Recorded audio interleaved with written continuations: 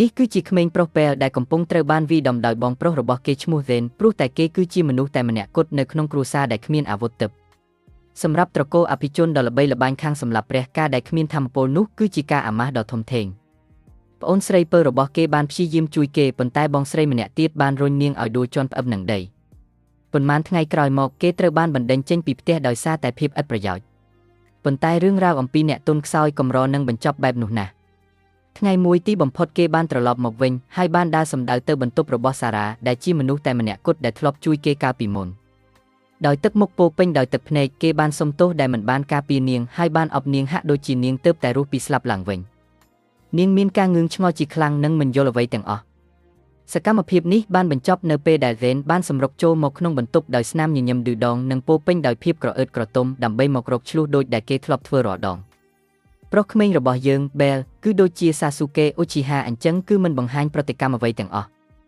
Zen បានសួរថាតើចង់ភ្លក់កណ្ដាប់ដៃរបស់គេទេហើយ Bell ក៏បានប្រាប់ទៅវិញយ៉ាងខ្លីថាសាក់មើលទៅកូជូ Satoru ខ្លាយ Zen មានអារម្មណ៍ថាត្រូវបានគេប្រមាថហើយបានព្យាយាមវាយប្រហារប៉ុន្តែពេលលឿនជាងហើយបានវាយបកទៅវិញមុនបងប្រុសម្នាក់នេះបានដួលហើយងើបមកវិញដោយកំហឹងរួចក៏ដកអាវុធទិព្វរបស់គេចេញមកភ្លាមដើម្បីប្រយុទ្ធជាមួយ Bell ដែលគ្មានអាវុធក្នុងដៃរំពេចនោះតួឯករបស់យើងបានកោះហើយស្រោមដាវមួយដែលមានថាមពលចម្លែកចេញពីវា Zen មិនខ្វល់ឡើយព្រោះវាគ្រាន់តែជាចំណាត់ថ្នាក់ខណៈដែលគេមានអាវុធកម្របំផុតគេបានស្ទុះចូលទៅដោយគ្មានការភ័យខ្លាចប៉ុន្តែរឿងដែលមិននឹកស្មានដល់បានកើតឡើងដោយប្រើត្រឹមតែស្រោមដាវ Bell បានបញ្ចេញមន្តអាគមដ៏ខ្មៅងងឹតហើយក៏ហាយផ្លែដាវមួយដែលបានកាត់អាវុធទិព្វរបស់ Zen ដាច់ជាពីរយ៉ាងងាយ Zen បានឈរថ្មឹងទាំងតក់ស្លុតមិនយល់ថាផ្លែដាវចេញមកពីណាបើស្រោមដាវនោះទៅទេស្អាតសោះដោយក្តីភ័យខ្លាចបាត់ស្មារតីគេក៏ព្យាយាមរត់ភ្លាមនោះតួឯករបស់យើងបានដកកាំភ្លើងខ្លីហើយបាញ់មួយគ្រាប់ជ្វាលក្បែរមុខបងប្រុសរបស់គេ Zen បានក្រឡេកមើលទៅក្រោយទាំងរន្ធត់និងច្របូកច្របល់មិនដឹងថាថាមពលដ៏ខ្លាំងក្លានេះមកពីណាឡើយឯងកំពុងរត់តម្រង់ទៅណាដោយការភ័យញ័ររន្ធត់គេបានឃើញការបំផ្លិចបំផ្លាញពីគ្រាប់កាំភ្លើងហើយក៏រត់ទៅរកឪពុករបស់គេគឺលោកដុកកាលីយ៉ុងដែលគេស្គាល់ថាជាស្ដេចដាវ Zen បានញុះញង់ឲ្យឪពុកតាមកំចាត់ពេលដោយចោទប្រកាន់ថាប្អូនប្រុសរបស់ខ្លួនបានធ្វើកិច្ចសន្យាជាមួយបិសាចសារ៉ានៅតែស្ថិតក្នុងបន្ទប់ទាំងស្រឡាំងកាំងមើលបងប្រុសរបស់នាងប្រែទៅជាមនុស្សផ្សេងស្រឡះមិនយូរប៉ុន្មានអ្នកបង្កបញ្ហាក៏ត្រឡប់មកវិញជាមួយកម្លាំងជំនួយដោយប្រមានថាពេលនឹងត្រូវចប់ហើយកាលីយ៉ុងបានដើរទៅរកក្មេងប្រុសនោះហើយនិយាយថាគេបានបំពានច្បាប់គ្រួសារអ្នកទាំងពីរបានសម្លឹងមុខគ្នាចំក្នុងបរិយាកាសដ៏តានតឹងស្ដេចដាវបានចាប់ផ្ដើមបញ្ចេញរស្មីអូរ៉ាដើម្បីបំភ័យក្មេងប្រុសនោះប៉ុន្តែពេលមិនទាំងពព្រិចភ្នែកឡើយបុរសចំណាស់បានដកដាវហើយសួរថាតើមិនខ្លាចស្លាប់ទេឬក្មេងប្រុសសម្ដីតិចរបស់យើងគ្រាន់តែបញ្ចេញមន្តអាគមរបស់គេហើយក្មេងដែលធ្លាប់តែគ្មានអ្វីសោះពេលនេះបានបង្ហាញអាវុធទិព្វជាច្រើនប្រភេទបុរសចំណាស់បានឃើញហើយក៏នៅថ្មឹងមួយកន្លែងព្យាយាមគិតថាតើកូនប្រុសឥតប្រយោជន៍របស់គាត់អាចទៅយកអាវុធរបស់អ្នកចម្បាំងដ៏អស្ចារ្យបំផុតមកបានដោយរបៀបណាកាលពីថ្ងៃដែលត្រូវគេដេញចេញ Bell បានប្រមូលលុយដែលនៅសល់បន្តិចបន្តួចទៅទិញអាវុធទាំងអស់ព្រោះថាការវាយប្រហារធម្មតាគឺមិនអាចធ្វើអ្វីពួកអ្នកចម្បាំងដែលមានអាវុធទិព្វបានឡើយដំណោះស្រាយគឺត្រូវទិញអាវុធគ្រប់ប្រភេទដែលមានហើយរៀនប្រើប្រាស់អាវុធទាំងនោះរាល់ពេលដែលមានបិសាចមកនៅកាត់មុខគេបានកម្ចាត់ពួកវាទាំងអស់ដោយគ្មានបញ្ហានៅពេលនោះហើយដែលបុរសពាក់អាវឃ្លុំម្នាក់បានបង្ហាញខ្លួនបន្ទាប់ពីការប្រយុទ្ធមនុស្សចម្លែកនោះបាននិយាយពាក្យចម្លែកអំពីការទុកចិត្តលើក្មេងប្រុសដែលមានដងខ្លួនជាវីរបុរសរួចក៏បាញ់ពន្លឺពណ៌ខៀវហើយទុករបស់ម្យ៉ាងចោលនៅលើដី Bell បានស្ទុះទៅយកវាដោយគិតថាជាដាវប៉ុន្តែអ្វីដែលគួរឲ្យភ្ញាក់ផ្អើលគឺវាគ្រាន់តែជាស្រោមដាវប៉ុណ្ណោះវាគឺជាស្រោមដាវទិព្វ Avalon ដែលជាវត្ថុបុរាណក្នុងរឿងព្រេងដែលផ្ទុកអាវុធរបស់អ្នកចម្បាំងដ៏អស្ចារ្យបំផុតទាំង5រូប Bell បានចំណាយពេលជាច្រើនឆ្នាំហ្វឹកហាត់យ៉ាងខ្លាំងរហូតដល់គេអាចប្រយុទ្ធស្មើដៃជាមួយសត្វនាគនិងបង្ហាញថាគេបានគ្រប់គ្រង Avalon បាន 100% ក្នុងកំឡុងពេលប្រយុទ្ធគេបានកោះហៅខែរបស់អាឈីលដើម្បីទប់ទល់ការវាយប្រហារយ៉ាងងាយស្រួលហើយដោយប្រើញញួរគោលាន់គេបានផ្ដួលសត្វនាគដោយការវាយត្រឹមតែមួយក្បាច់ប៉ុណ្ណោះល្អឥតខ្ចោះនៅពេលដែលគេអាចគ្រប់គ្រងថាមពលរបស់ Avalon បានទាំងស្រុងគេក៏សម្រេចចិត្តត្រឡប់ទៅទីក្រុងវិញដើម្បីជួយសង្គ្រោះប្អូនស្រី5ឆ្នាំក្រោយមកបន្ទាប់ពីត្រូវគេដេញចេញ Bell បានត្រឡប់មកវិញពេលមកដល់ទឹកដីគ្រួសារអ្វីគ្រប់យ៉ាងសុទ្ធតែជាភ្លើងសង្គ្រាមស៊ីវិលបានកើតឡើងហើយធ្វើឲ្យប្រាសាទទាំងមូលក្លាយជាគំនរបាក់បែកគេបានរត់ចូលទៅក្នុងប្រាសាទទាំងស្លន់ស្លោហើយបានឃើញទ្វារបើកចំហតិចនៅពេលដែលគេដើរចូលទៅគេបានឃើញរាងកាយក្មេងស្រីម្នាក់ដេកដួលក្នុងធ្លុកឈាមនោះគឺសារ៉ាគេបានត្រកងនាងទាំងភ័យខ្លាចព្រោះនាងលែងឆ្លើយតប Bell បានស្រែកឡើងយ៉ាងឈឺចាប់បំផុតក្នុងនាមជាមនុស្សម្នាក់ដែលខិតខំហ្វឹកហាត់ជាច្រើនឆ្នាំប៉ុន្តែចុងក្រោយបែរជាមកដល់យឺតពេលទៅវិញបន្ទាប់មកថាមពលមួយបានទម្លុះទ្រូងរបស់គេមាននរណាម្នាក់នៅក្នុងបន្ទប់នោះដែលមានថាមពលមន្តអាគមខ្លាំងក្លាដែលមិនមែនជាមនុស្សកម្រិតទាបជាងចំណាត់ថ្នាក់អេសឡើយ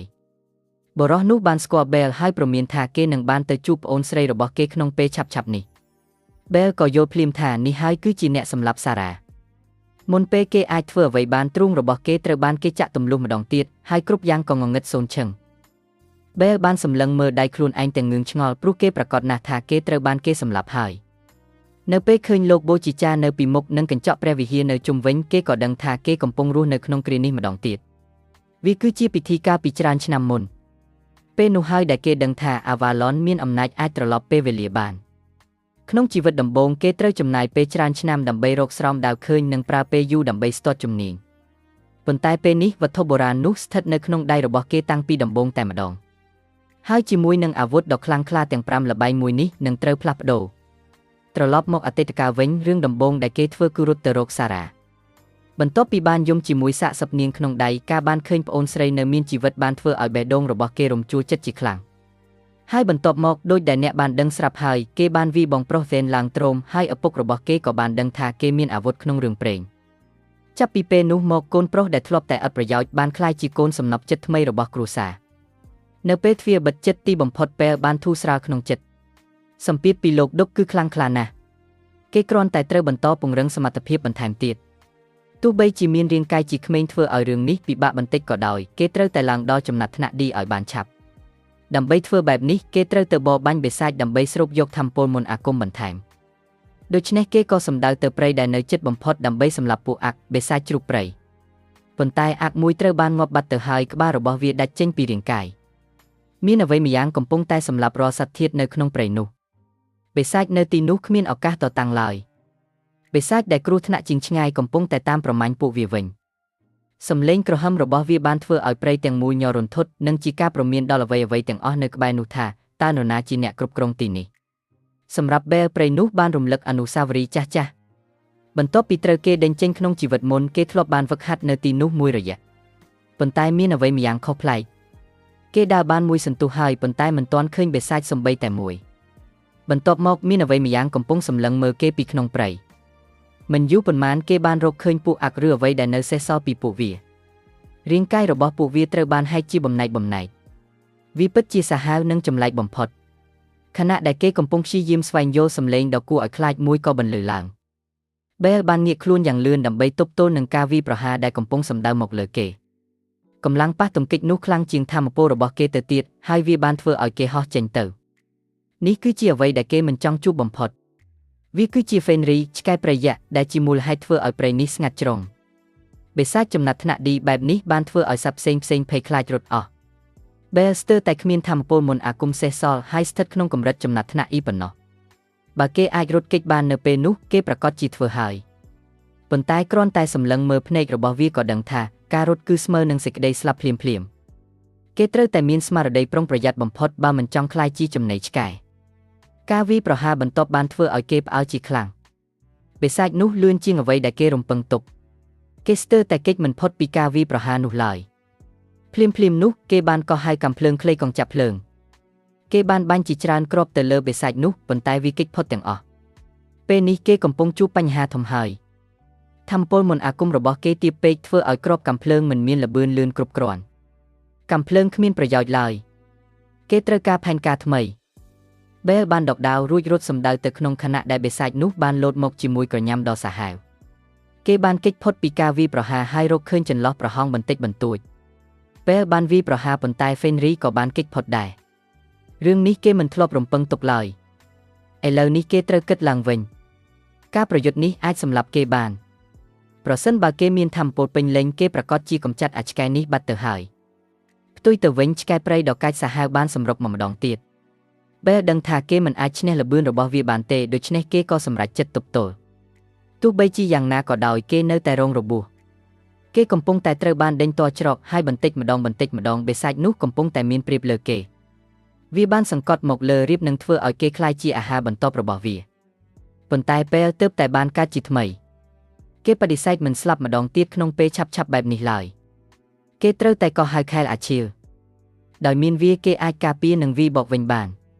ប៉ុន្តែភាពរហ័សរហួនរបស់សត្វនោះពិតជាខ្លាំងក្លាណាស់ហើយវាបានវាគេពីចំហៀងពេលបានដួលបោកទៅលើដីហើយរបូតខែពីដៃក្នុងស្ថានភាពបែបនេះការប្រយុទ្ធគឺចប់ហើយគេនឹងត្រូវក្លាយជាអាហារពេលល្ងាចរបស់អាឆ្កែសាហាវនោះរាល់អ្វីដែលគេបានសាកល្បងមកទល់ពេលនេះគឺបរាជ័យទាំងអស់សូម្បីតែញញួរក៏ពិបាកប្រើដែរព្រោះបិសាចនោះលឿនពេកដូច្នេះនៅសល់តែអាវុធមួយគត់ដោយគ្មានជម្រើសល្អជាងនេះគេក៏ប្រើវាភ្លាមបិសាចនោះបានលោតមកដើម្បីបញ្ចប់ជីវិតគេពេលបានបិទភ្នែកហើយផ្ដោតអារម្មណ៍ភ្លាមមុនពេលការវាយប្រហារមកដល់គេបានហៅអ៊ីជីសប៉ុន្តែការវាយប្រហារត្រូវបានបញ្ចេញមកបាត់ទៅហើយបន្ទាប់មកអ្វីដែលចម្លែកនោះគឺគ្មានអ្វីកើតឡើងចំពោះគេឡើយស្រោមដៃដែក Gauntlet ដែលរុំព័ទ្ធដោយថាមពលងងឹតបានបង្ហាញខ្លួននៅលើដៃរបស់គេមិនដែលចង់ប្រើវាឡើយប៉ុន្តែវាប្រសើរជាងស្លាប់2 ដង Fenrir បានមកម្ដងទៀតដោយល្បឿនលឿនជាងមុនគួរឲ្យស្ដាយការប្រយុទ្ធនេះត្រូវបានសម្រេចរួចរាល់ទៅហើយពេលក៏បានប្រែជាលឿនជាងមុនខ្លាំងដែរដោយមានញញួរនៅក្នុងដៃគេបានបង្ហាញខ្លួននៅពីលើបិសាចនោះភ្លាមឥឡូវនេះវាដេញតាមគេមិនទាន់ឡើយហើយញញួរក៏បានត្រៀមខ្លួនជាស្រេចដើម្បីបំបែករលាកក្បាលរបស់វាការវាយប្រហារយ៉ាងសាហាវមួយក្បាច់បានសង្កត់ទៅលើសត្វនោះវាបានស្រែកឡើងដោយការឈឺចាប់ធ្មេញរបស់វាបានបាក់ខ្ទាតចេញពីមាត់អ៊ីជីសគឺជាស្រោមដៃនៃភាពងងឹត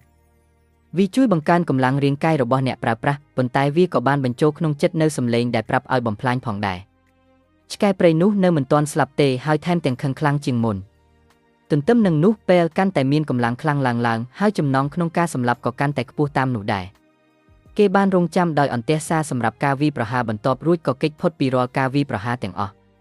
ឥឡូវនេះឆ្កែព្រៃគឺជាអ្នកដែលស្ថិតក្នុងស្ថានភាពលំបាកវិញហើយពេលចាប់ផ្ដើមមានអារម្មណ៍រីករាយនឹងការប្រយុទ្ធនេះមិនយូរប៉ុន្មានឆ្កែព្រៃនោះក៏បានស្លាប់បែលមានអារម្មណ៍ធូរស្រាលដែលបានបញ្ចប់វាឲ្យលឿនអាវុធនោះមិនអាចដកចេញបានឡើយក្នុងអំឡុងពេលប្រយុទ្ធ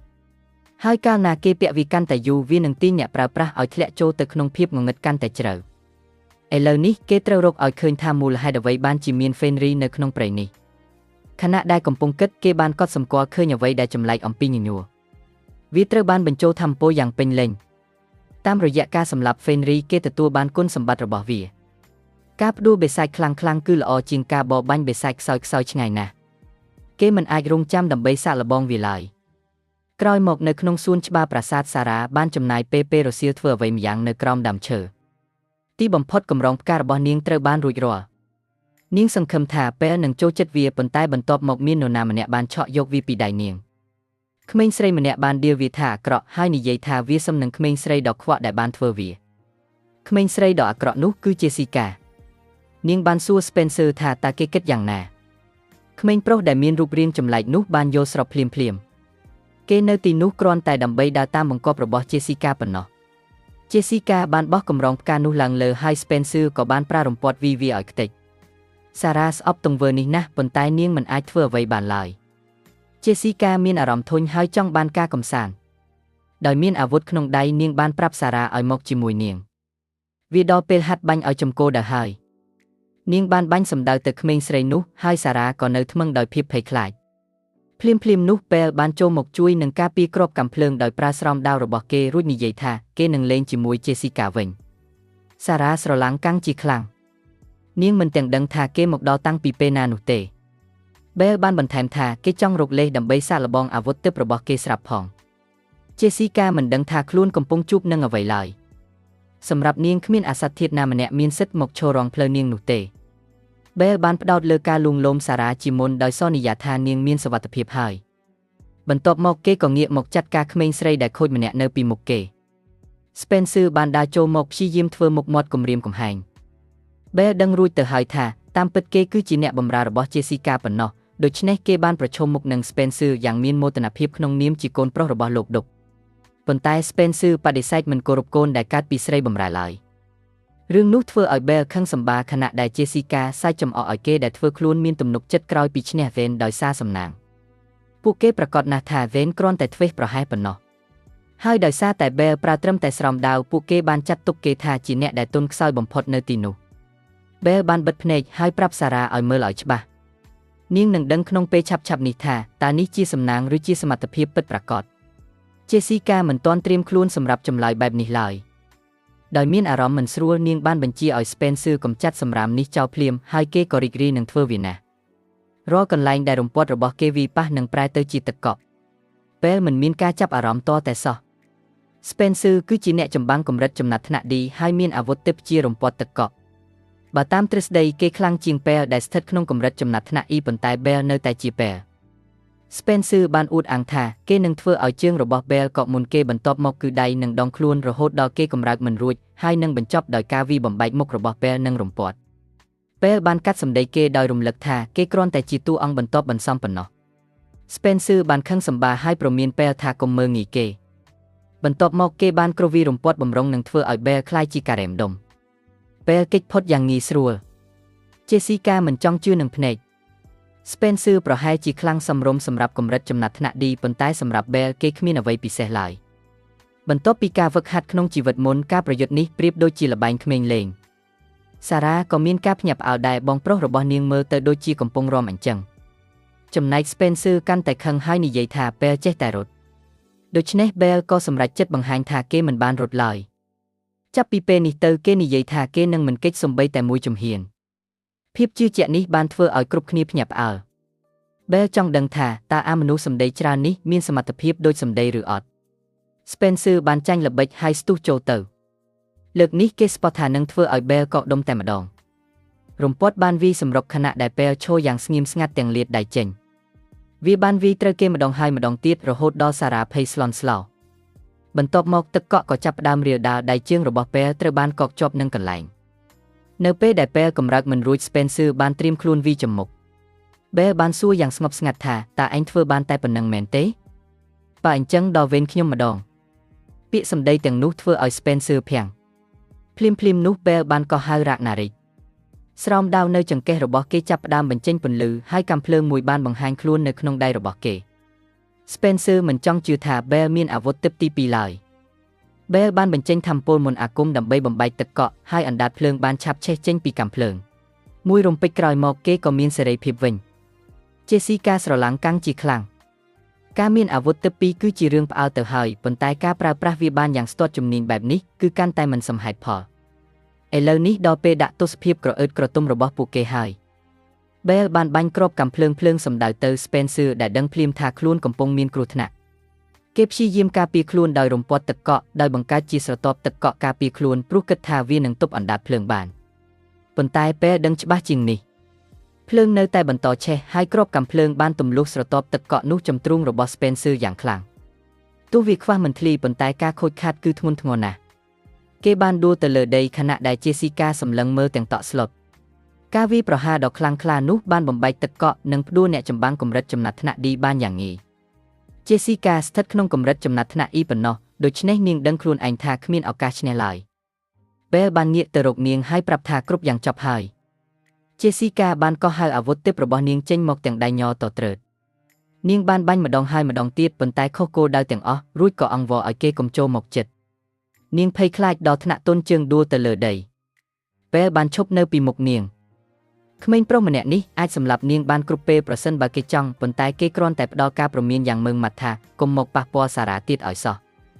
នាងមិនទាំងហ៊ានឆ្លើយតបឡើយអ្វីដែលនាងអាចធ្វើបានគឺរត់ចេញពីទីនោះឲ្យលឿនបំផុត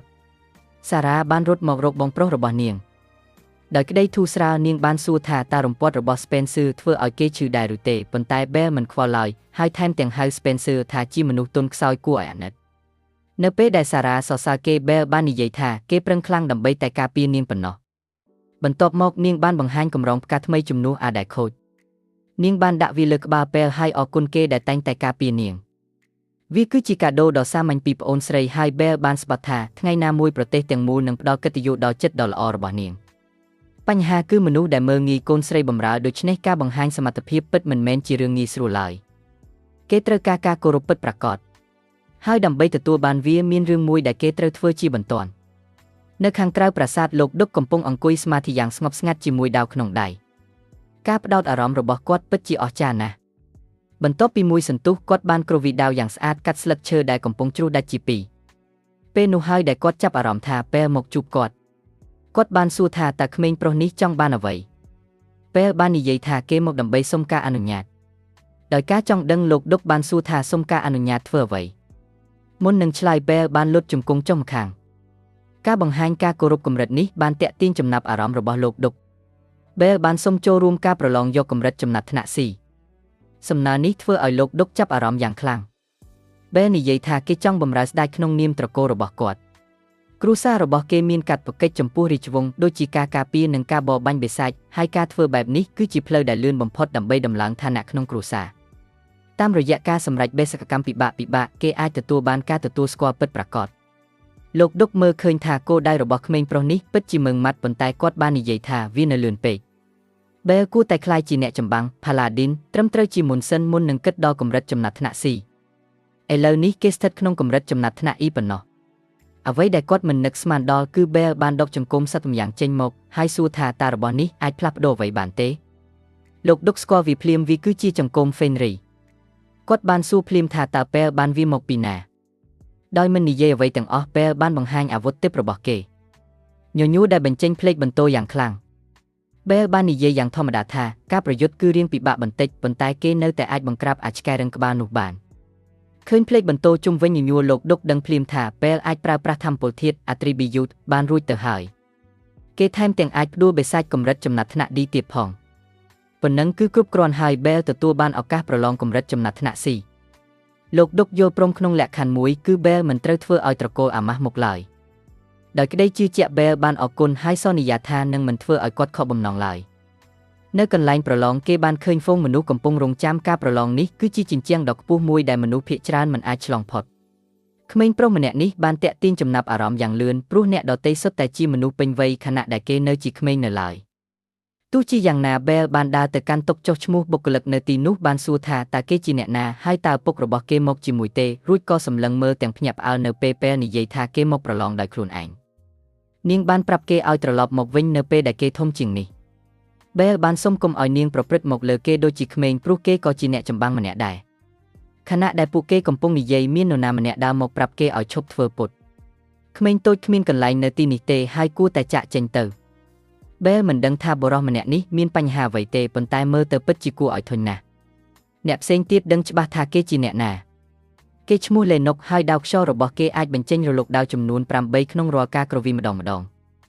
វាគឺជាធម្មពលដ៏អស្ចារ្យហើយគេមានអ្នកគាំទ្រច្រើនណាស់ Lennox បានសើចចំអកថាប្រសិនបើក្មេងនេះចង់ប្រឡងយ៉ាងហោចណាស់ត្រូវតែមានសមត្ថភាពដូចគេដែរ Bell មិនទាំងដឹងថាបុរសម្នាក់នេះជាអ្នកល្បីឈ្មោះផងខណៈដែល Lennox សង្ស័យថា Bell សំបីតែអាវុធទិព្វក៏គ្មានផង Bell បានប៉ះស្រោមដាវនៅចង្កេះហើយនិយាយថាវាគឺនៅទីនេះឃើញត្រឹមតែស្រោមដាវ Lennox ក៏ផ្ទុះសំណើចហើយនិយាយថាគ្មាននរណាអាចប្រយុទ្ធជាមួយរបស់សម្រាមបែបនេះបានឡើយអ្នកដទៃទៀតក៏នាំគ្នាចូលរួមសើចចំអកឲ្យអាវុធរបស់ Bell Lennox និយាយថាគេមិនខ្វល់ទេបើអាជើងថ្មីចង់ទៅរកងាប់ប៉ុន្តែវាធ្វើឲ្យគេខឹងត្រង់ថាការដែល Bell មកប្រឡងធ្វើឲ្យមើលទៅដូចជាពួកគេមានកម្រិតស្មើគ្នាពេលដែលចេញទៅគេបានប្រាប់ Bell ឲ្យត្រឡប់ទៅរកម្ដាយវិញទៅបន្ទាប់ពីចប់រឿង Bell បានប្រាប់បុគ្គលិកឲ្យចុះឈ្មោះឲ្យគេ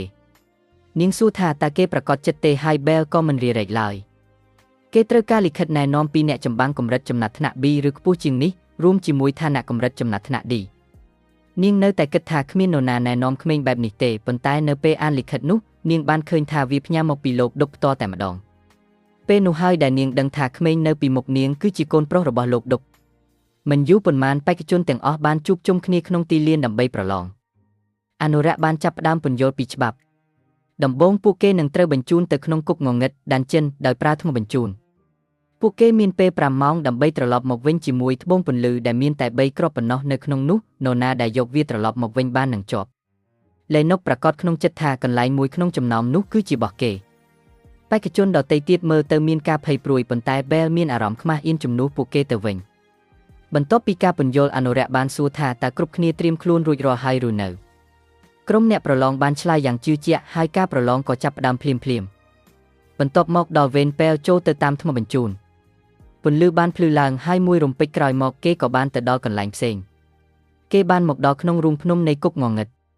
គ្រប់គ្នាត្រូវបានគេជះឲ្យនៅកន្លែងផ្សេងគ្នាដូច្នេះ Bell ត្រូវជ្រើសរើសផ្លូវដើរដោយខ្លួនឯងគុកងងឹតនេះធំណាស់ប៉ុន្តែគេមានពេលគ្រប់គ្រាន់ដោយសារគេមកដល់ទីនេះហើយគេគ្រោងនឹងទាញយកប្រយោជន៍ឲ្យបានច្រើនបំផុតមានបិសាចជាច្រើននៅខាងក្នុងហើយកាលណាគេសម្លាប់កាន់តែច្រើនគេអាចបង្កើនថាមពលមន្តអាគមកាន់តែច្រើនគេបានចាប់កាន់អាវុធហើយសម្រេចចិត្តប្រមាញ់អ្វីគ្រប់យ៉ាងនៅក្នុងគុកងងឹតនេះ នៅកន្លែងផ្សេងទៀតបេក្ខជនដទៃទៀតកំពុងជួបការលំបាកយ៉ាងខ្លាំងជាមួយបិសាចពួកវាខ្លាំងជាងអ្វីដែលគេរំពឹងទុកពួកបិសាចបង្គួយមានភ្នែកកាច់សាហាវដែលគ្រប់គ្រាន់នឹងបំភ័យអ្នកប្រយុទ្ធខ្សោយលេនុកមិនយល់ថាហេតុអ្វីបានជាគ្រប់គ្នាពិបាកជាមួយចំណីងាយៗបែបនេះឡើយគេបានកាត់ពួកវាដាច់ជាបំណែកដោយស្នាមញញឹមឌឺដងធ្វើដូចជាមិនបាច់ចំណាយកម្លាំងអ្វីសោះអ្នកផ្សេងទៀតសម្លឹងមើលគេដោយការកោតសរសើរហើយគេក៏បន្តសម្លាប់បិសាចមួយទៅបិសាចមួយទៀតដោយភាពលងខ្លួននឹងការសរសើរគេអួតថាគេមិនមែនជាមនុស្សកម្រិតមធ្យមដូចអ្នកដទៃឡើយគេថែមទាំងរអ៊ូថាការប្រឡងនេះពិតជាគួរឲ្យធុញទៀតផងអ្នកប្រឡងដែលខ្សោយបានសុខចិត្តដើរតាមគេដើម្បីសុវត្ថិភាពហើយលេនុកបានប្រាប់ពួកគេថាពួកគេពិតជាមានសំណាងណាស់ដែលបានឃើញសមត្ថភាពរបស់គេផ្ទាល់ភ្នែកបន្ទាប់ពីស្វែងរកក្នុងគុកងងឹតមួយសន្ទុះក្រុមនោះក៏បានរកឃើញទ្វារធំមួយដែលត្រូវតែជាបន្ទប់ចុងក្រោយលេនុកសង្ឃឹមថាវានឹងមានអ្វីប្លែកភ្នែកខ្លះផ្ទុយទៅវិញពួកគេបានរកឃើញបិសាចកម្រិតចំណាត់ថ្នាក់ឌីជាច្រើនជាមួយត្បូងដែលដាក់នៅលើអាសនៈនៅផ្នែកខាងក្រោយបិសាចមួយក្បាលចាប់ផ្ដើមដើរសម្ដៅមកពួកគេលេនុកបានដើរចេញទៅគេប្រកាសជាអាចកាត់វាជាបំណែកហើយបានបញ្ចេញរលកដាវយ៉ាងខ្លាំងប៉ុន្តែរាងកាយរបស់បិសាចនោះរឹងមាំខ្លាំងណាស់រហូតដល់មិនរងរបួសសូម្បីតែបន្តិចបន្ទាប់មកវាបានវាយបកមកវិញជាលើកដំបូងនៅក្នុងគុកងងឹតលេនុកត្រូវស្ថិតក្នុងស្ថានភាពការពារខ្លួនការវាយប្រហារនោះធ្វើឲ្យគេបាត់បង់តុល្យភាពហើយគេស្រឡាំងកាំងដែលការវាយប្រហាររបស់គេមិនមានប្រសិទ្ធភាពតតែសោះអ្នកផ្សេងទៀតក៏មិនចង់ជឿដែររួចក៏ចាប់ផ្ដើមភ័យស្លន់ស្លោព្រោះបិសាចដែលនៅសល់បានងាកមករកពួកគេអ្នកចម្បាំងម្នាក់ត្រូវប្រយុទ្ធយ៉ាងលឿនដើម្បីរក្សាជីវិតគេបានវាយត្រូវបិសាចមួយចំហើយដឹងភ្លាមថាការវាយប្រហាររាងកាយធម្មតាគឺគ្មានប្រយោជន៍ឡើយទន្ទឹមនឹងនោះស្ត្រីម្នាក់ទៀតស្ទើរតែទប់ទល់មិនជាប់នឹងបិសាចហោះបិសាចនោះអាចបាញ់រោមសត្វចេញមកដូចជាផ្លែដាវដោយមិនចាំបាច់ចូលក្បែរលេនុកទីបំផុតបានយល់ថាវគ្គចុងក្រោយនេះសាហាវប៉ុណ្ណាបិសាចនីមួយហាក់ដូចជាត្រូវបានបង្កើតឡើងដើម្បីទប់ទល់នឹងថាមពលទិព្វរបស់នរណាម្នាក់ហើយចំពោះមុខបិសាចដែលត្រូវបានដេរភ្ជាប់គ្នានោះគេគឺគ្មានសមត្ថភាពតតាំងឡើយដោយភាពភ័យខ្លាចរហូតដល់កម្រើកមិនរួចគេបានបិទភ្នែករងចាំសេចក្តីស្លាប់ប៉ុន្តែមុនពេលបិសាចនោះវាត្រូវបានគេកម្ចាត់ចោលបាត់ទៅហើយគេបើកភ្នែកឡើងទាំងតក់ស្លុតពេលមានអារម្មណ៍ធូរស្រាលបើគេមកដល់យឺតបន្តិចរឿងរ៉ាវប្រកាសជាបញ្ចប់មិនល្អឡើយគេកំពុងតែរីករាយនឹងការប្រមាញ់ប៉ុន្តែលេនុកបានស្គាល់គេភ្លាមគឺអាសម្រាមតូចកាលពីមុននេះឯងបិសាចមួយទៀតដែលធន់នឹងការវាយប្រហាររាងកាយបានសម្ដៅមកបែលដូច្នេះគេក៏ផ្លាស់ប្ដូរយុទ្ធសាស្ត្រចំពោះសត្រូវនេះដាវគឺជាជម្រើសដ៏ត្រឹមត្រូវលេនុកស្រឡាំងកាំងដែលឃើញអាវុធទិព្វរបស់បែលផ្លាស់ប្ដូររូបរាងបែលបានកាត់បិសាចនោះដាច់ដោយការវាយត្រឹមតែមួយដាវបន្ទាប់មកគេបានងាកទៅរកបិសាចនៅលើអាកាសគេមានអាវុធដ៏ល្អឥតខ្ចោះសម្រាប់វាដែរគឺអាវុធដែលអាចបាញ់បានម្ដងហើយម្ដងទៀតគេបានបាញ់គ្រាប់កាំភ្លើងទៅលើបិសាចហោះនោះរហូតដល់វាធ្លាក់ងាប់មួយកន្លែងអ្នកដទៃទៀតបានត្រឹមតែសម្លឹងមើលតាមរបៀបណាមួយក្មេងប្រុសដែលមានស្រោមដាវដែលគេធ្លាប់មើលងាយនោះបែរជាអ្នកដែលខ្លាំងបំផុតនៅទីនេះទៅវិញលេនុកមិនយល់ថាពេលអាចមានអាវុធទិព្វច្រើនជាមួយដោយរបៀបណាហើយថែមទាំងប្រើប្រាស់ពួកវាបានយ៉ាងល្អទៀតផងពេលវេលាមិនសល់ច្រើនទេដូច្នេះពេលត្រូវកម្ចាត់បិសាចដែលនៅសល់ឲ្យបានលឿនពីចំហៀងអ្នកចម្បាំងដ៏ក្រអឺតក្រទុំនោះបានត្រឹមតែឈរថ្មឹងគេមិននឹកស្មានថាក្មេងម្នាក់អាចពូកែដល់ថ្នាក់នេះឡើយដោយមិនមានការរិរែកបែបន្តកាត់បិសាចដាច់ជាបន្តបន្ទាប់នៅពេលដែលបន្ទប់មានសុវត្ថិភាពហើយអ្វីដែលគេត្រូវធ្វើគឺទៅយកត្បូងមួយគ្រាប់គេបានដើរទៅកាន់អាសនៈហើយយកវាមកអ្នកពីរនាក់ទៀតបានរត់មកជិតហើយចាប់ផ្ដើមសរសើរគេភ្លាមដែលរឿងនេះធ្វើឲ្យបែលមានអារម្មណ៍ធុញទ្រាន់ទៅវិញមួយសន្ទុះក្រោយមកពួកគេក៏បានបង្ហាញធាតុពិតហើយចាប់ផ្ដើមនិយាយដើមបង្អាប់បរិះដែលពួកគេទើបតែសរសើរអំបញ្ញមិញសម្រាប់ពួកគេលេនុកគ្មានតម្លៃអ្វីទាំងអស់បើធៀបនឹងបែលហើយពួកគេថែមទាំងនិយាយថាពួកគេពិតជាខុសខ្លាំងណាស់ដែលធ្លាប់កោតសរសើរលេនុកការប្រយុទ្ធនោះបានកំទេចមោទនភាពរបស់លេនុកខ្ទេចខ្ទីអស់ទន្ទឹមនឹងនោះអ្នកទាំងពីរនាក់ទៀតបានគិតថាពួកគេនឹងយកត្បូងពីរគ្រាប់ដែលនៅសល់សម្រាប់ខ្លួនឯងបែលមិនបានឆ្លើយតបឡើយគេគ្រាន់តែកោះហើយញញួររបស់គេចេញមកគេមានត្បូងដែលគេត្រូវការដើម្បីជាប់ហើយប៉ុន្តែឥឡូវនេះគេហ៊ាននឹងធ្វើរឿងម្យ៉ាងដែលគេយល់ថាគួរឲ្យសប្បាយជាងនេះដោយការគ្រវីដ៏ធ្ងន់មួយក្បាច់គេបានវាយកំទេចអាសនៈនោះចោលអ្នកដើរតាមដែលគ្មានការអៀនខ្មាស់ទាំងពីរនាក់នោះបានភាំងរឹងខ្លួនពួកគេស្រែកសួរថាតើគេធ្វើអ្វីហ្នឹងរួចក៏ដឹងខ្លួនថាត្បូងផ្សេងទៀតត្រូវបានបំផ្លាញបាត់អស់ហើយដោយលើកត្បូងតែមួយគ្រាប់គត់ដែលនៅសេសសល់បែលបានប្រាប់ពួកគេថាប្រសិនបើចង់បានវាអាចមកដណ្ដើមពីគេទៅគេបានបន្តជេរប្រមាថពួកគេថាជាប៉ារ៉ាស៊ីតឥតប្រយោជន៍ដែលរស់ផ្អែកលើសមត្ថភាពអ្នកដទៃជាប្រភេទមនុស្សដែលបោះបង់នរណាម្នាក់ចោលភ្លាមនៅពេលដែលគេលែងមានប្រយោជន៍ ក្នុងកែវភ្នែករបស់ពេលមនុស្សបែបនោះគ្មានសិទ្ធិឲ្យខ្លួនឯងថាជាអ្នកចម្បាំងឡើយការត្រូវក្មេងម្នាក់ស្ដីឲ្យចំចំបែបនេះបានធ្វើឲ្យមោទនភាពដ៏តិចតួចរបស់ពួកគេលីអស់បន្ទាប់មកបែលក៏ដើរចេញទៅដោយទុកពួកគេចោលនៅទីនោះចំណែកលេណុកហាក់ដូចជាបានទទួលមេរៀនមួយនេះទុកក្នុងចិត្តគេបានទទួលស្គាល់ភាពក្រអឺតក្រទុំរបស់ខ្លួនទទួលយកភាពទន់ខ្សោយហើយអរគុណបែលប៉ុន្តែបានស្បត់ថាគេនឹងមិននៅបែបនេះជារៀងរហូតឡើយបែលមានការភ្ញាក់ផ្អើលចំពោះភាពស្មោះត្រង់និងការតាំងចិត្តរបស់គេរួចក៏យល់ព្រមថាពួកគេនឹងជួបគ្នាម្ដងទៀតនៅថ្ងៃណាមួយនៅខាងក្រៅបែលមានចិត្តសប្បាយរីករាយទីបំផុតគេបានក្លាយជាអ្នកចម្បាំងកម្រិតចំណាត់ថ្នាក់ C ហើយបិសាចដែលគេបានសម្លាប់ក៏បានជួយបង្កើនថាមពលមន្តអាគមរបស់គេបានយ៉ាងច្រើនឥឡូវនេះគេគ្រាន់តែត្រូវបង្កើតការគោរពនៅក្នុងគ្រួសារខ្លួនឯងដើម្បីអាចការពារប្អូនស្រីបានដោយគិតបែបនេះគេក៏ត្រឡប់ទៅផ្ទះលោកឌុកដើម្បីចែករំលែកដំណឹងនេះប៉ុន្តែពេលមកដល់លោកឌុកកំពុងជាប់រវល់ក្នុងកិច្ចប្រជុំដ៏សំខាន់មួយ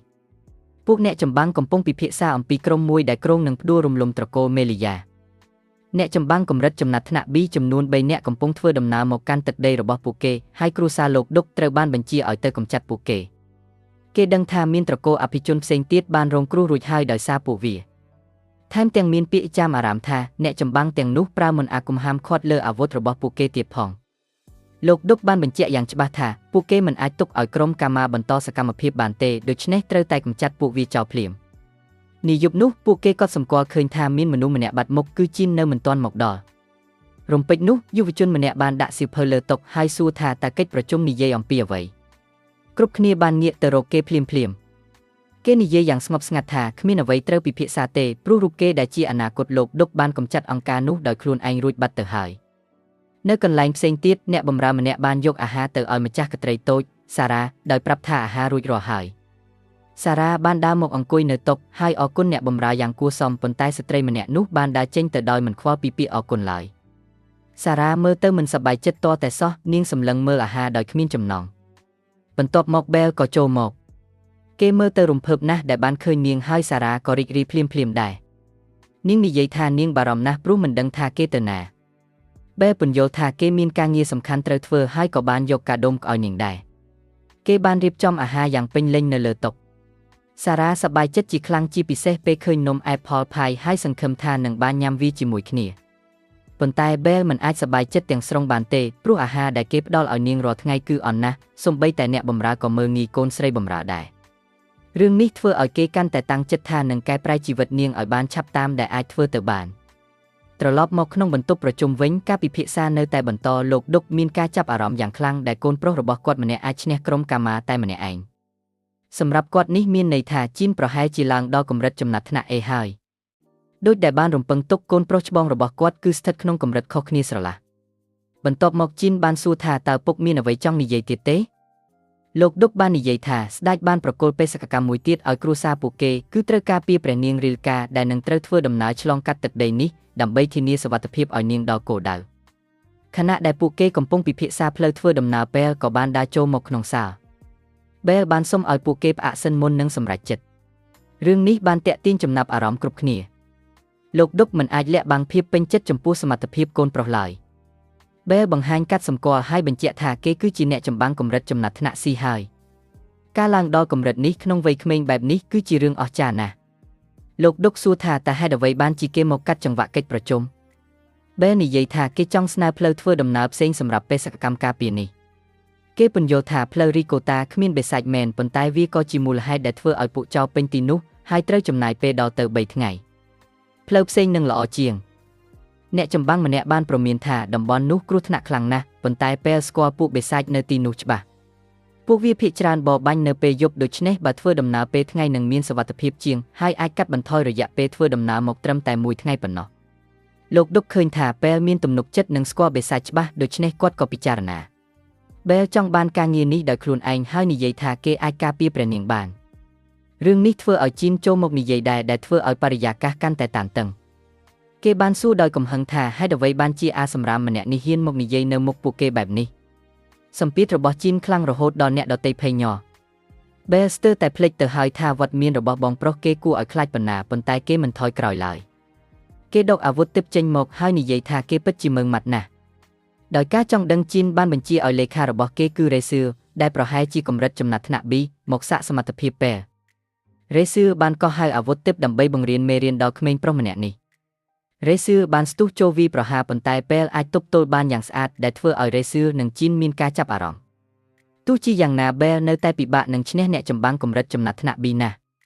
ចុងក្រោយលោកឌុកបានបញ្ឈប់ការប្រយុទ្ធហើយសម្រេចចិត្តឲ្យបែលជាអ្នកកាន់ការងារការពារព្រះនាងនេះបែលបានអរគុណនិងសន្យាថានឹងមិនធ្វើឲ្យខកបំណងឡើយខណៈដែលជីនសម្លឹងមើលគេដោយស្នាមញញឹមដ៏អាថ៌កំបាំងគោលដៅបន្ទាប់របស់បែលគឺព្រះបរមរាជវាំងវាជាលើកដំបូងរបស់គេនៅទីនោះឆ្មាំបានខាត់គេប៉ុន្តែនៅពេលបែលបង្ហាញកាត់សម្គាល់កម្រិតចំណាត់ថ្នាក់ C ពួកគេក៏អនុញ្ញាតឲ្យចូលទោះបីជានៅមានមន្ទិលសង្ស័យចំពោះក្មេងបែបនេះក៏ដោយទីបំផុតរទេះសេះរបស់ព្រះនាងបានមកដល់នាងបានក្រឡេកមើលបែលហើយហៅគេថាគួរឲ្យស្រឡាញ់រួចក៏និយាយសុំទោសដែលនាងប្រហែលជាមិនត្រូវការជំនួយពីគេឡើយនៅកន្លែងផ្សេងទៀតបុរសម្នាក់នៅអង្គុយលើរាជបល្ល័ង្កបានសួរអំពីព្រះនាងគេបានឮថាបែលជាអ្នកការពារហើយដោយដឹងថាបែលជាក្មេងមានសមត្ថភាពគេក៏ប្រាប់អ្នកបម្រើឲ្យប្រយ័ត្ននិងប្រើអាវុធសម្ងាត់បើចាំបាច់អ្នកបម្រើនោះបានបង្ហាញផ្លែដាវដែលលាក់ក្នុងដៃហើយនិយាយថាជំនាញរបស់គេគឺសម្រាប់មនុស្សមុនពេលពួកគេដឹងខ្លួនទៅទៀតនៅក្នុងរទេះសេះបែលមានអារម្មណ៍ថាខ្លួនមិនត្រូវបានគេស្វាគមន៍ឡើយព្រះនាងបានប្រាប់ថានាងមិនចូលចិត្តពឹងផ្អែកលើអ្នកដទៃទេព្រោះនាងក៏មានអាវុធទិព្វផ្ទាល់ខ្លួនដែរបែលដឹងភ្លាមថាព្រះនាងមានមោទនភាពខ្ពស់ណាស់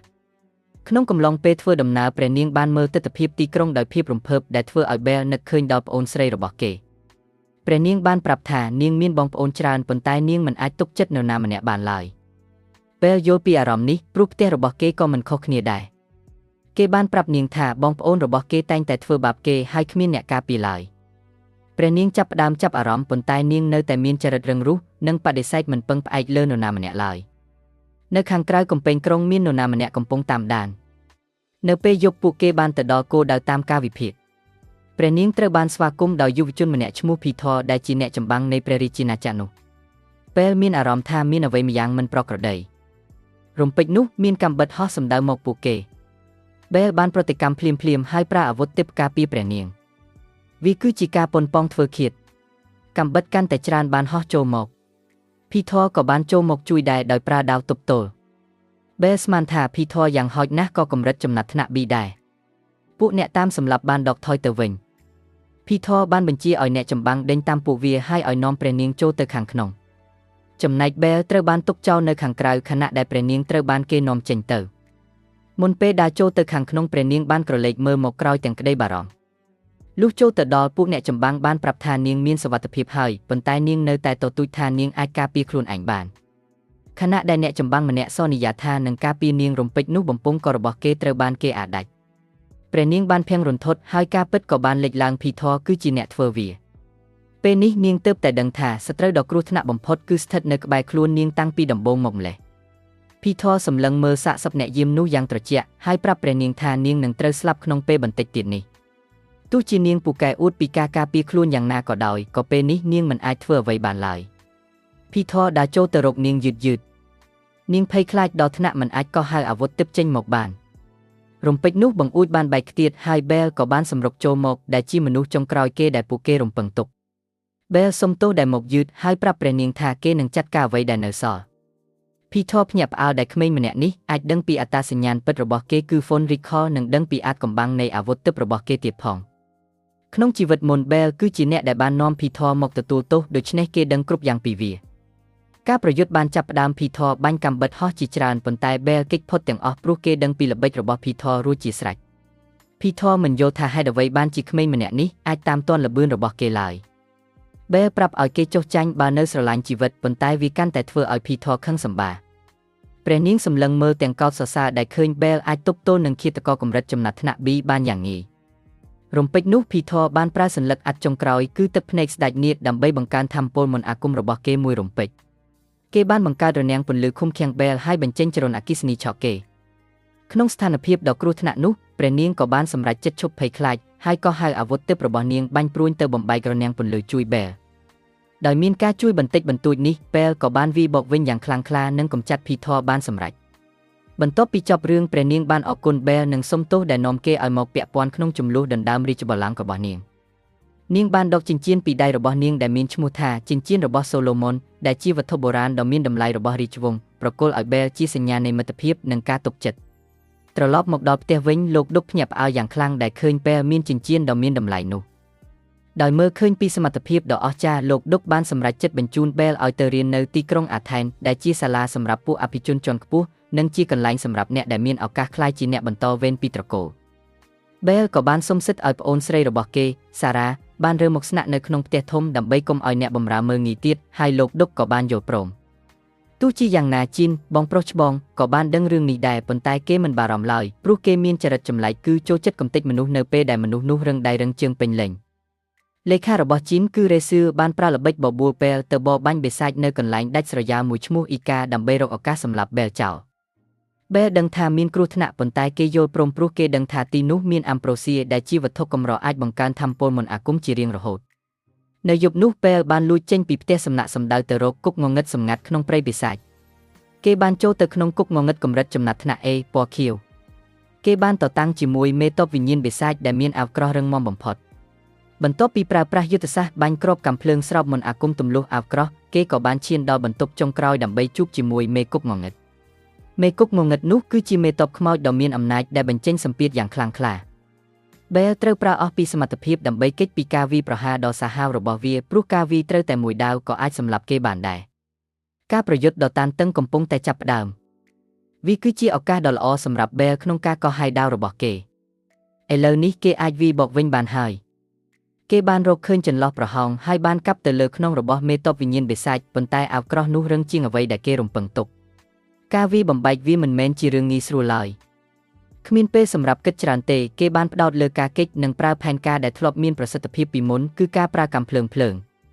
លើកនេះគេសាកបញ្ចូលថាមពលយូរជាងមុនរហូតដល់5វិនាទីពេញនៅពេលដែលវាត្រៀមខ្លួនរួចរាល់គេក៏បានបាញ់សម្ដៅទៅមេតបវិញ្ញាណបិសាចដោយសង្ឃឹមថាវានឹងបញ្ចប់រឿងការផ្ទុះបានហោះត្រង់ទៅរកគោលដៅប៉ុន្តែបែលត្រូវស្រឡាំងកាំងជាខ្លាំងព្រោះវាគ្មានឥទ្ធិពលអ្វីសោះពេលនោះគេក៏បានឃើញសញ្ញាចម្លែកនៅលើទ្រូងរបស់វាគឺវាមានសមត្ថភាពការពារមន្តអាគមខ្ពស់បំផុត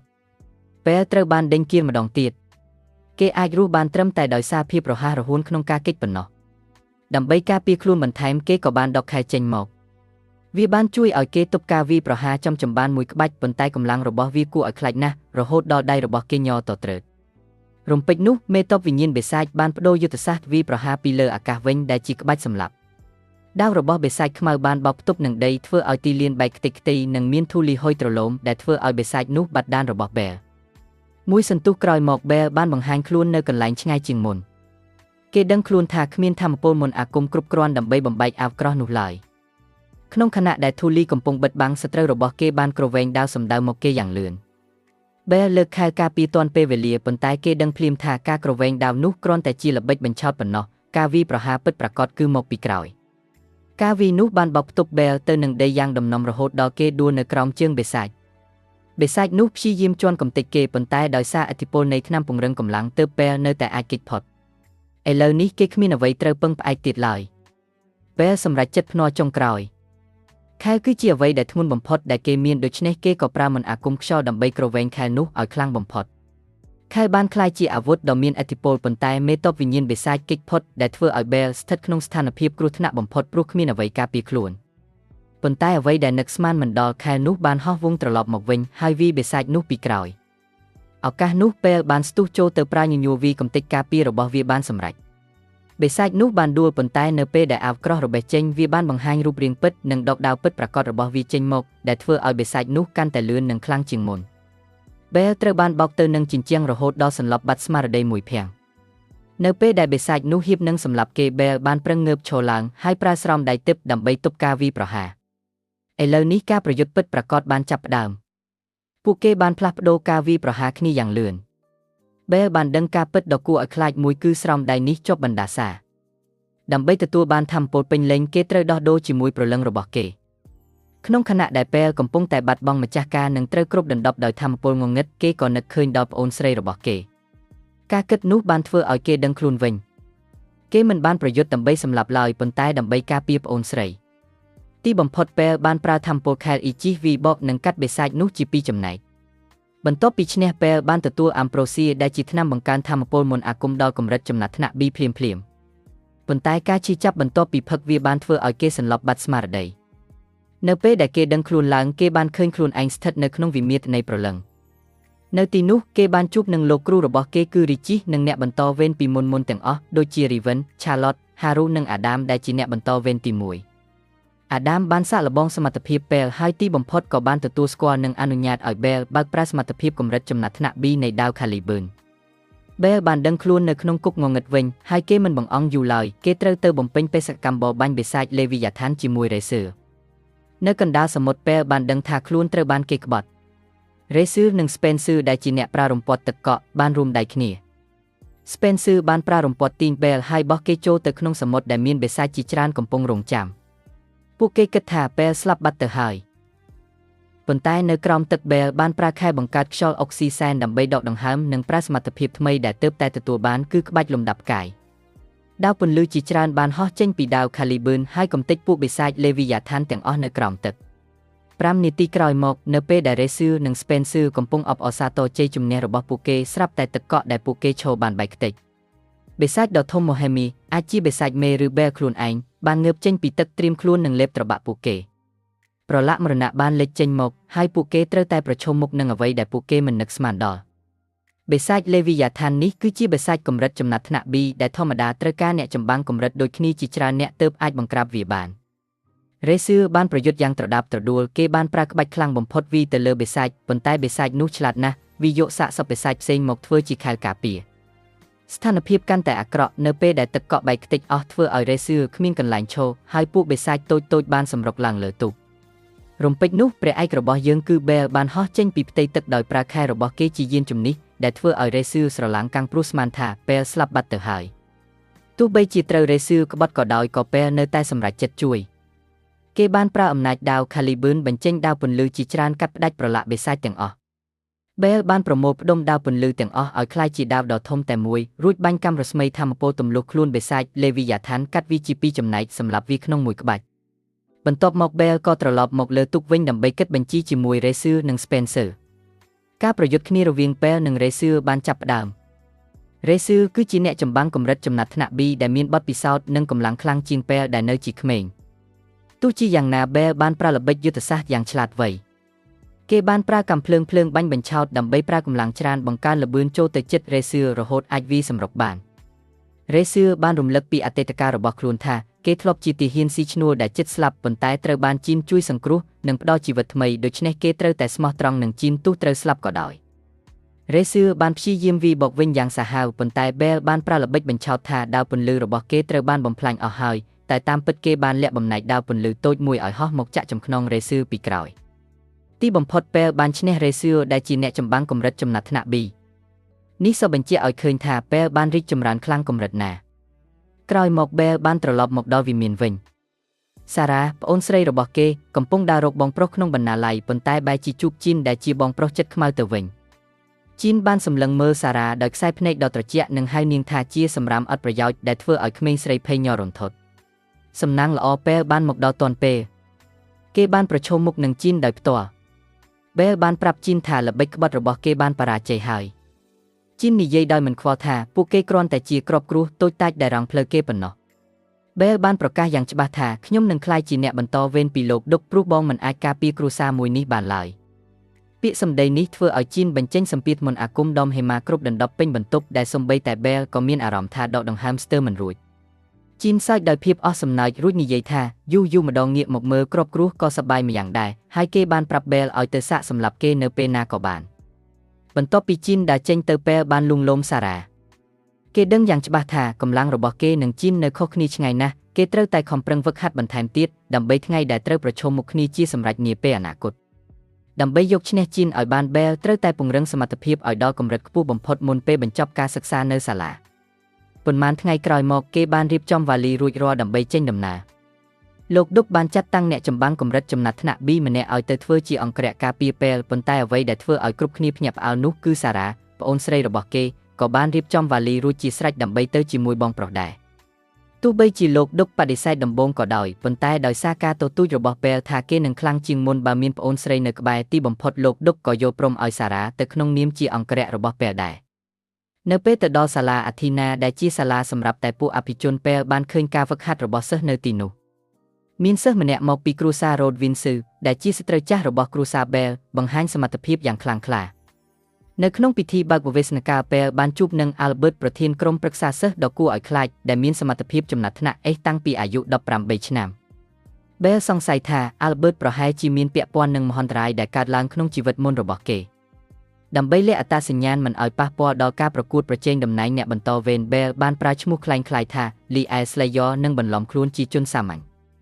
គេបានបង្កើតមិត្តភាពជាមួយ Lem Fletcher ដែលជាសិស្សមកពីគ្រួសារសាមញ្ញដែរក្នុងជីវិតមុន Lem នឹងក្លាយជាអ្នកចម្បាំងសងសឹកដ៏ល្បីល្បាញពួកគេត្រូវបានមើលងាយដោយ Roger សិស្សអភិជនដែលមានចរិតច្រឡំខាម Roger បានព្យាយាមធ្វើបាប Lem ប៉ុន្តែត្រូវ Bell ចេញមុខមកការពារនៅក្នុងម៉ោងសិក្សាដំបូងសិស្សម្នាក់ៗត្រូវវាយកំទេចរូបសំណាក Golem ខណៈដែលសិស្សដទៃនឹង Lem មិនអាចធ្វើអ្វី Golem បាន Roger បានប្រើអាវុធមន្តអាគមភ្លើងរបស់គេវាឲ្យមានស្នាមខ្លះដែលធ្វើឲ្យគេអួតអាងខ្លាំងបន្ទាប់មកសិស្សស្រីសក់ពណ៌មាសម្នាក់ឈ្មោះ Sila បានបង្ហាញសមត្ថភាពខ្ពស់ជាង Roger ទៅទៀតប៉ុន្តែអ្វីដែលធ្វើឲ្យគ្រប់គ្នាភាំងស្មារតីបំផុតនោះគឺ Bell គេមិនបានប្រើមន្តអាគមអ្វីទាំងអស់តែបានដកដាវ Caliburn ចេញមកវាយសម្រុកយ៉ាងលឿនរហូតដល់រូបសំណាក Golem បែកខ្ទេចជាបំណែកតូចៗដោយភាពច្រណែន Roger បានរៀបចំផែនការសម្លាប់ Bell ក្នុងអំឡុងពេលធ្វើតេស្តបរបាញ់បិសាចនៅក្នុងព្រៃក្រោយសាលា Roger បានលួចប្រើដំបងមន្តអាគមកោះឲ្យបិសាចភ្លើង Salamander កម្រិតចំណាត់ថ្នាក់ B ឲ្យមកវាយប្រហារ Bell និងថែមទាំងបញ្ជាឲ្យអង្គរៈកម្រិតចំណាត់ថ្នាក់ B របស់ខ្លួនទៅសម្លាប់ Bell ទៀតផង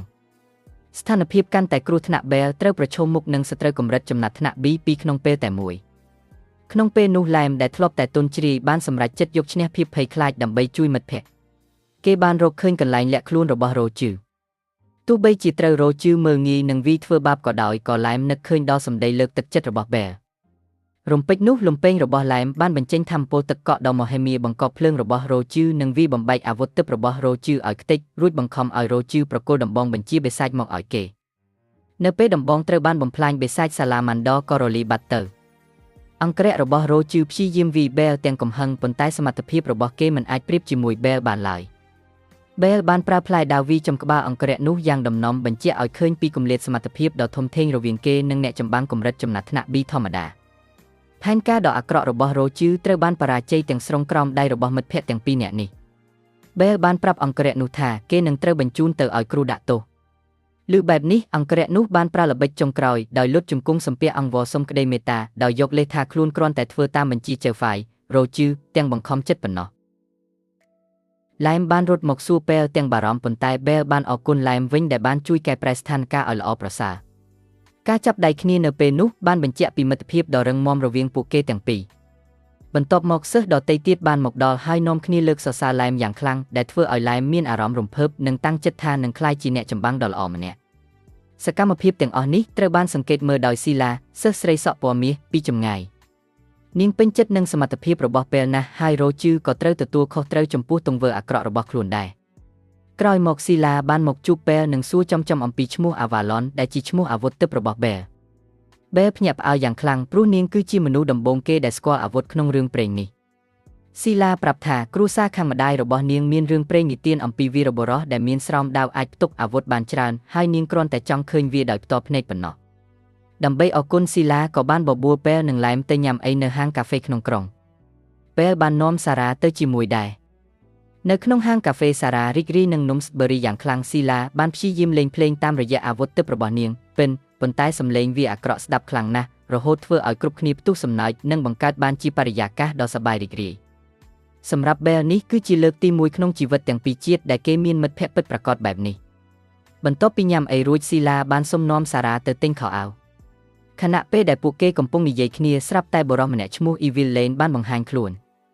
គេគឺជាសមាជិកក្រុមប្រឹក្សាសិស្សនិងត្រូវជាបងប្អូនរបស់ Sila តែ Sila មិនដែលចាត់ទុកគេជាបងប្អូនឡើយ Evil Lane ចង់បង្ខំ Sila ឲ្យទៅវឹកហាត់ដើម្បីយកនាងមកធ្វើជាឧបករណ៍ក្នុងសង្គ្រាមរបស់គេនៅពេល Sila បដិសេធ Evil Lane ក៏ចាប់ផ្ដើមប្រើហិង្សាឈាមបានហូរចេញពីបាតដៃរបស់គេហើយប្រែក្រឡាទៅតាមចិត្តចង់ព្រោះអាវុធទិព្វរបស់គេគឺជាឈាមសារ៉ាភ័យរន្ធត់ជាខ្លាំងនៅពេលឃើញទិដ្ឋភាពដ៏ព្រៃផ្សៃនោះទោះបីជា Sila ហៅអង្គរៈរបស់នាងមកជួយក៏ស្ថានភាពហាក់ដូចជាស្ថិតក្រោមការគ្រប់គ្រងរបស់ Evil Lane ទាំងស្រុងទៅហើយគ្រោះថ្នាក់ថ្មីមួយទៀតបានមកដល់មិត្តភក្តិរបស់ Bell ទៀតហើយអង្គរៈរបស់ Sila ត្រូវបាន Evil Lane ផ្ដួលយ៉ាងងាយដែលធ្វើឲ្យស្ថានភាពកាន់តែធ្ងន់ធ្ងរ Evil Lane បានប្រើអំណាចឈាមរបស់គេបង្ខាំង Sila ឲ្យហោះលើអាកាសសារ៉ាដែលភ័យខ្លាំងពេកបានស្រែកហៅ Bell ឲ្យជួយ គ្រាន់តែឮភ្លាម Bell បានស្ទុះមកដល់យ៉ាងលឿនហើយកាប់ផ្ដាច់ពុកមាត់លោហិត Blood Tentacle របស់ Evil Lane ជួយសង្គ្រោះស៊ីឡាបានទាន់ពេល Bell បានប្រឈមមុខនឹង Evil Lane យ៉ាងក្លាហាន Evil Lane បានប្រើខែឈាមដ៏រឹងមាំដើម្បីការពារប៉ុន្តែ Bell បានដកកាំភ្លើងចេញមកវីបកវិញដែលធ្វើឲ្យ Evil Lane ដឹងថា Bell មិនមែនជាគូប្រកួតធម្មតាឡើយការប្រយុទ្ធបានឈានដល់ចំណុចតច្រករហូតដល់សមាជិកក្រុមប្រឹក្សាសិស្ស2នាក់ទៀតគឺសៀលបរោះមៀតធំនិងសមាជិកស្រីម្នាក់ទៀតបានបង្ហាញខ្លួនដើម្បីបញ្ឈប់ការវាយតប់គ្នា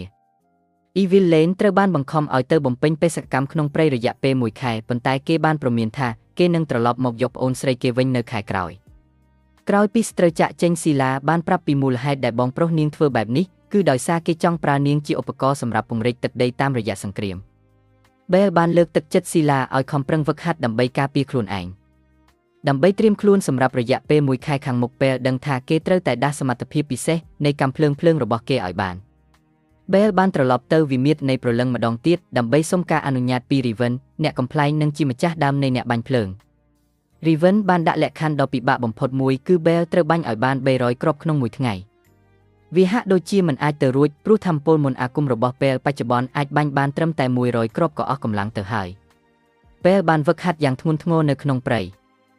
គេបានសង្កេតឃើញឡែមនិងស៊ីឡារួមដៃគ្នាផ្ដួលបិសាចកម្រិតចំណាត់ថ្នាក់ C មួយយ៉ាងអស្ចារ្យដែលធ្វើឲ្យគេទទួលបានគំនិតថ្មីក្នុងការបង្កើនចំនួនគ្រាប់កាំភ្លើងគេបានត្រឡប់ទៅប្រយុទ្ធសាកល្បងជាមួយ Riven នៅក្នុងវិមាត្រនៃព្រលឹងនៅក្នុងការប្រយុទ្ធដ៏តានតឹង Bell បានប្រើល្បិចថ្មីដោយបញ្ជូនមន្តអាគមខ្យល់តាមរយៈខែរបស់គេចូលទៅក្នុងកាំភ្លើងខ្យល់បានជួយរុញគ្រាប់កាំភ្លើងឲ្យមានកម្លាំងខ្លាំងជាងមុនទោះបីប្រើថាមពលមន្តអាគមតិចក៏ដោយវិធីនេះបានធ្វើឲ្យ Riven ស្ថិតក្រោមសម្ពាធជាលើកដំបូងទោះបីជា Riven ព្យាយាមប្រើមន្តអាគមភ្លើងបិទបាំងខ្លួនដើម្បីលុបបាញ់ក៏ Bell ប្រើខ្យល់បបផ្សែងចេញហើយបាញ់តបវិញរហូតដល់គ្រាប់ទី301ទីបំផុត Bell បានឈ្នះដោយប្រផិតប្រផាយនិងទទួលបានការទទួលស្គាល់ពី Riven សមត្ថភាពពិសេសនៃអាវុធត្រូវបានបើកប៉ុន្មានថ្ងៃបន្ទាប់មក Bell បានបង្រៀនមិត្តភ័ក្តិទាំងពីររបស់គេឲ្យចេះវិធីសមាធិនិងបញ្ជូនថាមពលក្នុងរាងកាយដែលលោកគ្រូ Richie ធ្លាប់បង្រៀនគេដើម្បីពង្រឹងមន្តអាគមឲ្យកាន់តែលឿនពួកគេទាំងអស់គ្នាបានហ្វឹកហាត់ជាមួយគ្នាដើម្បីត្រៀមខ្លួនប្រឈមមុខនឹង Evil Lane និងការសាកល្បងផ្សេងទៀតដែលជិតមកដល់រយៈពេល1ខែបានកន្លងផុតទៅក្រុមរបស់ Bell បានហ្វឹកហាត់យ៉ាងខ្លាំងក្លាបំផុតទីបំផុត Evil Lane បានត្រឡប់មកវិញតាមការសន្យាដើម្បីមកចាប់ខ្លួនស៊ីឡាយកទៅធ្វើជាឧបករណ៍សង្គ្រាមគេបានបញ្ជាឲ្យអ្នកបម្រើអង្គរៈរបស់គេទៅចាប់ស៊ីឡាខណៈដែលគេប្រឈមមុខជាមួយ Bell ប៉ុន្តែលើកនេះស៊ីឡានិងឡែមមិនមែនជាក្មេងទន់ជ្រាយដូចមុនទៀតឡើយពួកគេបានរួមដៃគ្នាប្រយុទ្ធជាមួយអង្គរៈនោះយ៉ាងស្វិតស្វាញ Evil Lane បានទម្លាយប្រាប់ពីគោលបំណងដ៏អាក្រក់របស់គេថាអាវុធទិព្វរបស់ស៊ីឡាអាចបញ្ចេញសម្លេងដើម្បីគ្រប់គ្រងមនុស្សឲ្យក្លាយជាឧបករណ៍សម្រាប់ក្នុងសង្គ្រាមឮបែបនេះ Bell កាន់តែខឹងសម្បាហើយបានសម្រេចចិត្តប្រើសមត្ថភាពពិសេសដែលទើបតែវឹកហាត់បានសម្រេចគឺអគ្គិភ័យរំលាយលោក Bell បានភ្ជង់កាំភ្លើងមករកបេះដូងខ្លួនឯងរួចបញ្ចេញភ្លើងគ្រប់ដណ្ដប់ពេញរាងកាយរហូតមានស្លាបដុសចេញពីខ្នងដែលបង្កើនកម្លាំងនិងល្បឿនដល់កម្រិតអត្តបរមាគេបានវាយទម្លុះខែឈាមរបស់ Evil Lane និងដាវចំមុខគេមួយដៃយ៉ាងដំណំទោះជាយ៉ាងណា Evil Lane បានបង្ហាញរូបរាងពិតរបស់គេគឺឈាមនាគរាងកាយរបស់គេបានប្រែប្រួលទៅជាពាក់កណ្ដាលមនុស្សពាក់កណ្ដាលនាគដែលមានស្រកាការពារយ៉ាងរឹងមាំនិងមានកម្លាំងមហិមាពេលព្យាយាមវាយបកដោយប្រើភ្លើងនិងកណ្ដាប់ដៃប៉ុន្តែมันអាចធ្វើអ្វីស្រកានាគនោះបានឡើយថែមទាំងត្រូវកន្ទុយនាគក្រវែងទម្លាក់មកដីទៀតផងនៅផ្នែកខាងក្រោមឡែមនិងស៊ីឡាកំពុងជួបការលំបាកជាមួយអង្គរៈចំណាត់ថ្នាក់ B ដែលមានសមត្ថភាពស្រូបយកថាមពលសម្លេងរបស់ស៊ីឡារួចបាញ់ត្រឡប់មកវិញឡែមត្រូវអង្គរៈនោះវាយដំយ៉ាងដំណំក្នុងស្ថានភាពដ៏អស់សង្ឃឹមស៊ីឡាបាននឹកឃើញដល់ដំបូន្មានរបស់ Bell អំពីការដកដង្ហើមនិងសមាធិនាងបានតាំងចិត្តស្ងប់ហើយបញ្ចេញថាមពលសម្លេងដែលពោពេញដោយកម្លាំងចិត្តសំឡេងតន្ត្រីដ៏ពីរោះនោះបានក្លាយជាកម្លាំងជំរុញឲ្យឡែមងើបឈរឡើងវិញជាមួយនឹងថាមពលទឹកកកដ៏ខ្លាំងក្លាបង្កក់អង្គរៈនោះឲ្យជាប់ក្នុងដុំទឹកកកយកឈ្នះការប្រយុទ្ធបានសម្រេចនៅខាងលើអាកាស Bell ដែលចិត្តអស់កម្លាំងបានឃើញមិត្តភ័ក្តិរបស់គេឈ្នះគេក៏មានទឹកចិត្តប្រយុទ្ធឡើងវិញ Evil Lane បានប្រមូលថាមពលនាគទាំងអស់បង្កើតជាដុំថាមពលដ៏ធំមហិមាបាញ់សម្ដៅមក Bell ដើម្បីបញ្ចប់រឿងការផ្ទុះបានកើតឡើងយ៉ាងខ្លាំងក្លារហូត Evil Lane គិតថាខ្លួនឯងឈ្នះបាត់ទៅហើយប៉ុន្តែអ្វីដែលនឹកស្មានមិនដល់គឺ Bell បានបង្ហាញខ្លួននៅពីក្រោយ Evil Lane តាមពិតទៅ Bell បានប្រើសមត្ថភាពថ្មីមួយទៀតគឺការបង្កើតរូបចម្លងពីភ្លើងដើម្បីបញ្ឆោតឲ្យ Evil Lane បាញ់អស់ថាមពល Evil Lane ផ្ដោតតែលើការវាយសម្រុករហូតភ្លេចការពារខ្លួនឯងឥឡូវនេះ Bell ស្ថិតក្នុងស្ថានភាពចំណេញហើយគេត្រៀមខ្លួននឹងផ្ដល់មេរៀនចុងក្រោយដល់បងប្រុសចិត្តអាក្រក់ម្នាក់នេះហើយ Evil Lane បានមើលស្រាល Pearl ដោយគិតថាការវាយប្រហាររបស់ក្មេងម្នាក់មិនអាចធ្វើអ្វីគេបានឡើយប៉ុន្តែ Pearl បានបង្ហាញឲ្យឃើញនូវលទ្ធផលនៃការហ្វឹកហាត់ដ៏ខ្លាំងក្លាគេបានប្រមូលផ្ដុំថាមពលមន្តអាគមទាំងអស់ទៅលើកណ្ដាប់ដៃដែលពោពេញដោយភ្លើងពណ៌ខៀវដែលជាសញ្ញាបៀអាត់ចុងក្រោយរបស់គេ Pearl បានដើរទម្លុះស្រកានាគចំខ្នង Evil Lane យ៉ាងពេញទំហឹងបង្កជាការឈឺចាប់យ៉ាងខ្លាំងរហូតធ្វើឲ្យ Evil Lane សន្លប់បាត់ស្មារតីនៅពេល Evil Lane ភ្ញាក់ដឹងខ្លួនឡើងគេឃើញខ្លួនឯងនិងអ្នកបម្រើត្រូវបានបង្កកជាប់ក្នុងទឹកកករបស់ឡែមដោយដឹងខ្លួនថាចាញ់ Evil Lane ក៏យល់ព្រមតាមសំណើរបស់ស៊ីឡាបានប្រកាសយ៉ាងដាច់អហង្ការថានាងនឹងមិនធ្វើជាឧបករណ៍សង្គ្រាមរបស់គេឡើយហើយបានដេញគេមិនឲ្យមកជួបនាងទៀតទេទោះបីជាឈ្នះដោយប្រផិតប្រផាយប៉ុន្តែ Bell បានបង្កើតសមិទ្ធផលដ៏អស្ចារ្យគឺការផ្ដួលសមាជិកក្រុមប្រឹក្សាសិស្សម្នាក់មិត្តភាពរវាងពួកគេទាំង3 Bell, Lime និង Sila កាន់តែរឹងមាំដោយពួកគេបានសន្យាថានឹងក្លាយជាមិត្តល្អបំផុតនឹងគ្នាច្រើនឆ្នាំបានកន្លងផុតទៅ Bell បានឆ្លងកាត់ការហ្វឹកហាត់និងការប្រយុទ្ធរាប់មិនអស់រហូតគេក្លាយជាអ្នកចម្បាំងដ៏ខ្លាំងពូកែបំផុតទីបំផុតថ្ងៃដែលគេទន្ទឹងរង់ចាំក៏បានមកដល់គឺការប្រជុំមុខគ្នាជាចុងក្រោយជាមួយជីនដែលពេលនេះបានក្លាយជាមេគ្រួសារដ៏មានអំណាចជីននៅតែមានចរិតត្រជាក់ស្រិបនិងមើងងាយសេចក្តីស្រឡាញ់គេបាននិយាយទៅកាន់ Bell អំពីបណ្ដាសានៃភាពទន់ខ្សោយប៉ុន្តែសម្រាប់ Bell ដែលបានឆ្លងកាត់ការបរាជ័យនិងការបាត់បង់មនុស្សជាទីស្រឡាញ់កាលពីជាតិមុនគេលែងជា Bell ម្នាក់ដែលទន់ជ្រាយទៀតហើយការឈឺចាប់ក្នុងអតីតកាលបានក្លាយជាកម្លាំងរុញច្រានឲ្យគេក្លាយជាមនុស្សដែលមិនអាចមានសត្រូវណាផ្ដួលបានដោយមានវាសនារបស់សារ៉ាជាចំណាប់ខ្មាំងការប្រយុទ្ធរវាងបងប្អូនបង្កើតទាំងពីរដែលប្រៀបដូចជា Mufasa និង Scar បានចាប់ផ្ដើមឡើង Bell បានសម្រុកចូលទៅរកជីនជាមួយនឹងរាល់ថាមពលនិងក្បាច់គុណដែលគេមានទាំងដាវ Caliburn និងអាវុធទិព្វ Avalon ទាំងអស់គេតាំងចិត្តយ៉ាងមុតមមថាលើកនេះគេនឹងផ្លាស់ប្ដូរជោគវាសនាកំចាត់ភាពងងឹតក្នុងគ្រួសារនិងការពារប្អូនស្រីរបស់គេឲ្យទទួលបានសុភមង្គលជាដាច់ខាត